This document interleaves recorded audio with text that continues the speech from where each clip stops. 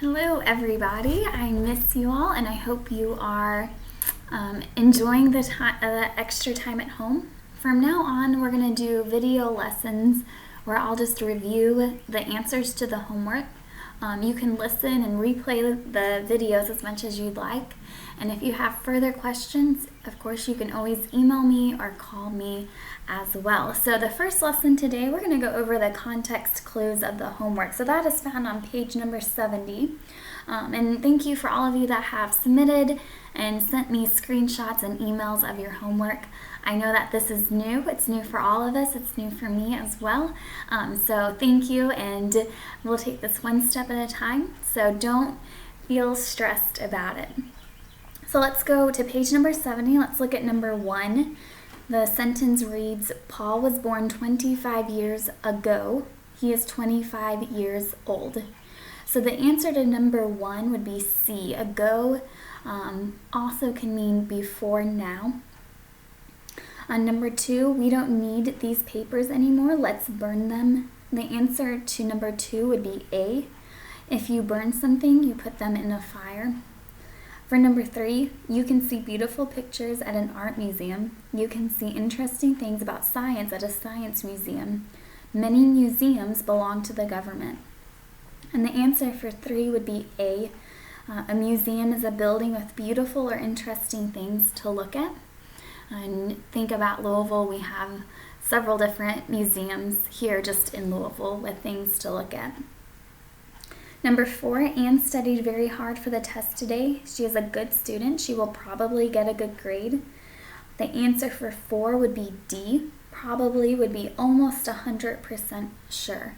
So if we say it's probably going to rain today, we're almost 100% sure that it will rain. So 4 is D. For number 5, you cannot drink most river water. If you drink it, you may get a disease. The answer to 5 is B. Another word for disease could be sickness as well. And you will be seeing this word, unfortunately, a lot. If you are paying attention to the news, we talk a lot about the CDC. And if you're not aware, that just stands for the Center for Disease Control. So right now that is a word that's going to be in the news a lot, disease or sickness. So 5 is B. Number 6, cotton is an important crop in Egypt. Vegetables are an important crop in parts of Mexico. Coffee is an important crop in Brazil. So the word crop can also mean A, plants that farmers grow. So when we talk about crops, it's just a general term talking about all different types of plants that farmers can grow. My husband and I went on a road trip during our spring break, and we passed through the state of Kansas. And Kansas is known for having a wheat crop and a sunflower crop. So in other words, farmers grow wheat, which is what we use to make bread, and sunflowers as well. So 6 is A. 7, the soil near the Nile River is very rich. There are many farms there and the plants grow very well. So soil can mean dirt or land. The answer is B. Soil is dirt or land. And then 8, it is around 25 degrees Celsius today. The answer to 8 would be D. Around can also mean about. So if I say, oh, he is around 26 years old, I would be saying he's about 26 years old. Maybe not exactly, but it's close to. The number 9, many Brazilian farmers raise coffee on their farms. Number 9, if you look at that word, think about, we always want to be thinking about our parts of speech here.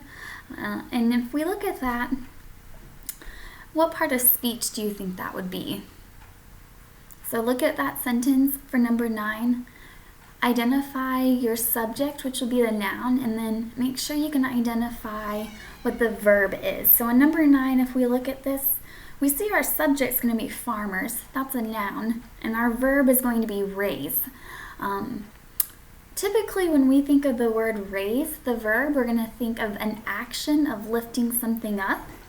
But for number 9, it can also have another meaning as well. And that meaning would be A, grow. So if you raise coffee, you grow coffee. So we can talk about, at my aunt and uncle's farm, they like to raise goats and sheep. They don't grow them, they just take care of them. So we can talk about raise as lifting something up or growing something or taking care of something. The word raise can have several different meanings, like a lot of English words. So 9 is A, and then the last one, 10, is if you want to protect your head, you should wear a hard hat. So protect, once again, we've got a verb here, and that answer for protect would be C, to keep safe. One thing that if you have been married and you take marriage vows, sometimes the man will promise to protect the woman, the wife, and keep safe there.